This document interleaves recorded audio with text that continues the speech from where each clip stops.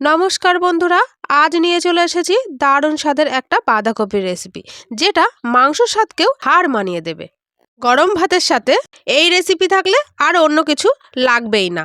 মাত্র 3টে ডিম দিয়ে আমি এই রেসিপিটা বানিয়ে ফেলবো। প্রথমেই একটা এরকম সাইজের বাঁধাকপি নিয়ে নিয়েছি। বাঁধাকপিটা একটু আমি ছোট পিস করে কেটে নিচ্ছি। শীতকালের প্রথম দিকে আমরা তো বাঁধাকপি দিয়ে নানান রকম রেসিপি বানিয়ে খাই, কিন্তু শীতের শেষে বাঁধাকপি আর আমাদের ভালোই লাগে না।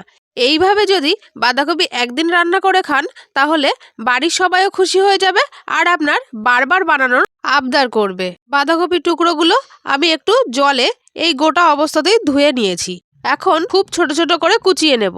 বাঁধাকপির নতুনত্ব এই রেসিপিটি প্রথম থেকে শেষ পর্যন্ত দেখার অনুরোধ রইল। আমার বাঁধাকপিটা পুরোটা কুচিয়ে নেওয়া হয়ে গেছে আর খুব ছোট ছোট করে আমি কুচিয়ে নিয়েছি। এখন একটা প্লেটে আমি তুলে নিচ্ছি। আমার যারা নতুন বন্ধুরা আছেন, তারা অবশ্যই আমার চ্যানেলটি সাবস্ক্রাইব করে রাখবেন এরকম নতুন নতুন রেসিপি দেখার জন্য। এখন একটা কড়াই বসিয়ে দিয়েছি গ্যাসের ওপরে, তাতে সামান্য একটু তেল দিয়ে আমি কুচানো বাঁধাকপিটা দিয়ে দিলাম। হালকা করে একটু ভেজে নেব।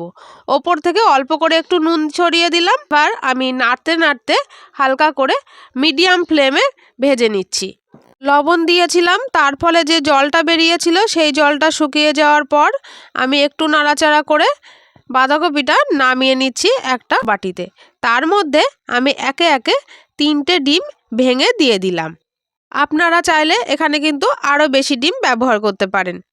এখন আমি দিয়ে দিচ্ছি স্বাদ মতো লবণ। আমি আগেও লবণ দিয়েছিলাম, সেই অনুযায়ী আমি আবারও অল্প করে একটু লবণ দিয়ে দিলাম। এখন একটা হ্যান্ড উইক্সের সাহায্যে আমি এভাবে মিশিয়ে নিচ্ছি। আজকের এই রেসিপিটি যদি আপনাদের কাছে ভালো লেগে থাকে, তাহলে অবশ্যই একটি লাইক করে দেবেন। মিশ্রণটা এখন আমি একটা তেল ব্রাশ করা টিফিন বক্সের মধ্যে ঢেলে দিলাম। টিফিন বক্সের ঢাকনা বন্ধ করে কড়াইতে অল্প করে জল গরম করে বসিয়ে দিলাম গরম জলের মধ্যে। অল্প করে জল দিতে হবে, যেন টিফিন বক্সের মধ্যে ঢুকে না যায়। এখন ঢাকা দিয়ে রাখবো 15 মিনিটের জন্য মিডিয়াম ফ্লেমে। এখন একটা মশলা রেডি করে নেব। 1 চামচ জিরে, 1 চামচ ধনিয়া, কয়েকটা গোলমরিচ আর একটা গোটা রসুন ছাড়িয়ে দিয়ে দিয়েছি, 1 কোয়া মতো আদা আর 3টে শুকনো লঙ্কা দিয়ে মশলাটা পেস্ট করে নিয়েছি অল্প করে জল দিয়ে। মশলাটা এখন রেডি হয়ে গেছে আর এর মধ্যে আমার সেই ভাপানো ডিমের মিশ্রণটাও রেডি হয়ে গেছে। এখন চারিদিকে চাকু ঘুরিয়ে আমি মিশ্রণটা বার করে নেব। চারিদিকটা একটু চাকু ঘুরিয়ে নিচ্ছি পাত্রটার থেকে, যাতে খুব সহজেই এটা ছাড়িয়ে যায়। কিন্তু আমি যখন এই টিফিন বক্সের মধ্যে এই মিশ্রণটা ঢেলেছিলাম, তার আগে তেল ব্রাশ করতে ভুলে গেছিলাম।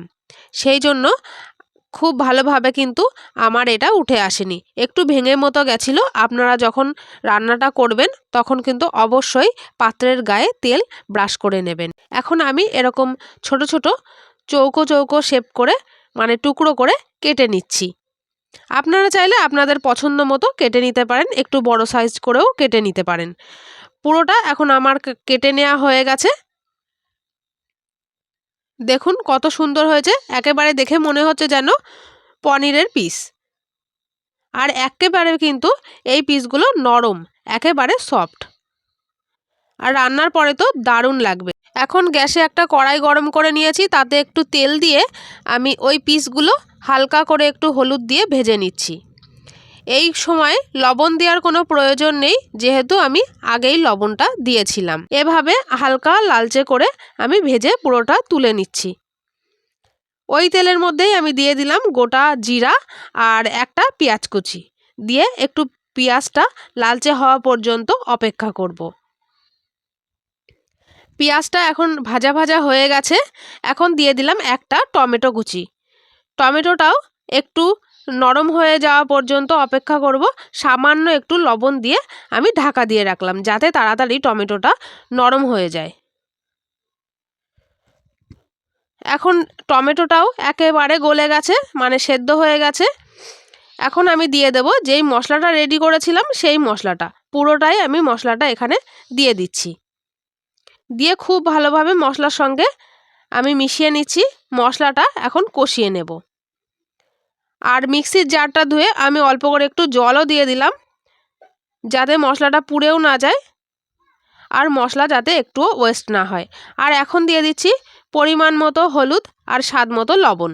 এই সময়ে গ্যাসের ফ্লেমটা মিডিয়ামে রেখে অনবরত নাড়তে নাড়তে মশলাটা কষিয়ে নিতে হবে।